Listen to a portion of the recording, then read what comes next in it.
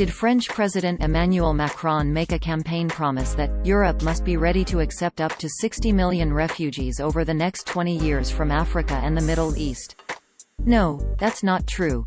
This is a fake tweet that is designed to look like a BBC News report from April 11, 2022. The BBC has confirmed this is not an authentic BBC article, and there is no record of Macron saying something to this effect. The fake tweet was posted on Facebook on April 18, 2022. The post was captioned, quote, "French President Macron makes this campaign promise. Europe must be ready to accept up to 60 million refugees over the next 20 years from Africa and the Middle East, as sanctions against Russia will lead to an economic collapse in Africa, which, in turn, imports a huge amount of Russian wheat." End quote. The text on the fabricated tweet that spoofed BBC News reads, quote, "BBC News, World. At BBC World, France's President Macron tells re-election audience, Europe needs to be prepared to take up to 60 million refugees, over the next 20 years, from Africa and the Middle East, as he warns that sanctions on Russia are leading to economic collapse in Africa, which imports vast amounts of Russian wheat." End quote. This is how the post looked on Facebook on April 22, 2022.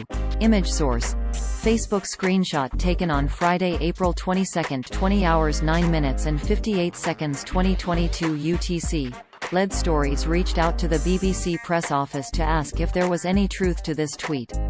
They replied by email on April 22, 2022. Quote, "This isn't a BBC article and we encourage audiences to visit the BBC News website if they're unsure if a story is real."